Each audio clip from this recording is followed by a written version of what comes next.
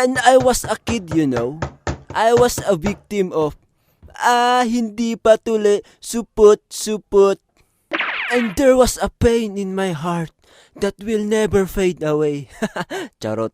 Siyempre, bata pa tayo noon, di ba? Madali tayong masar, madali tayong masaktan.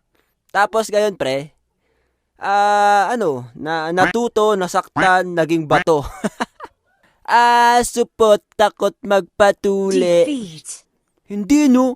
Naantay ko lang yung magandang nurse na magtutuli sa akin. Pero pag iniisip ko ngayon, potek, mga nang-aasar pala sa'yo, mas matanda pa sa'yo. Kadalasan repeater pa sa school. Hindi, joke lang. Peace. Pero importante nga talaga magpatuli, sabi nila, 'di ba? Para daw malinisan at iwas infection. Importante magpatuli para tumangkad ka daw at para na rin sa future wife mo. Ay! At ayun na nga, dahil sa pang-aasar na yun dati, ay naboost ang aking confidence. Sabi ko pa nga sa sarili ko, pag ako natuli, lalapitan ako ng mga girls. Lang yang content to. Nung elementary ako mga men, ay uso ang libreng tuli every bakasyon. Hindi ko alam kung meron pa ngayon pero dati may ganon.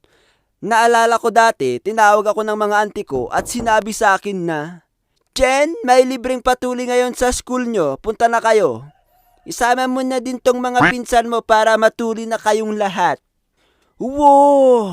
Okay, this is my chance. Magiging isang ganap na akong lalaki. Hindi ako pwedeng pumalya dito. Nakasalalay dito ang aking future. Alright, let's go! So, pumunta na kami sa libreng tuli sa school namin kasama tong mga pinsan kong mga kabado. Kuya Jen, masakit ba yung injection? Hindi yun masakit. Parang kagat lang ng langgam yun. Kuya Jen, mawawala ba pototoy ko? Ano ka ba? Hindi yan mawawala. Babawasan lang nila. Kuya Jen, takot ako. Tumigil ka nga.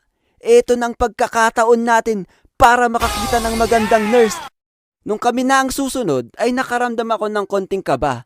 At pagtingin ko sa aking likuran, ay nagsitakbuhan yung iba kong pinsan. Mga mahihinang nilalang! Naiwan kami ng isa kong pinsan at nakita ko na siyang pinapasok sa loob ng classroom. Pagkatapos ng ilang minuto, ay lumabas siya. Oh, bakit ka pinalabas agad? Ang bilis mo naman matuli. Hindi kuya, ligo mo muna daw ako sabi ng doktor. Potek ka, bakit kasi hindi ka naligo? Sabi kasi ng mama ko, diretso na ako Lumabas yung doktor at sinabi na, Ikaw, pinsan mo ba to? Opo, dok. Pakisabi nga sa nanay niya, paliguan mo na to, ang baho-baho Pinipigilan ko tumawa nung time na yon at sinabi ko na lang sa pinsan ko na, uwi ka muna, ang baho mo daw. Di bali, malapit lang bahay natin. Umuwi muna yung pinsan ko at ako na yung sumunod. Next! Okay. This is it, Pansit. Road to becoming a great man.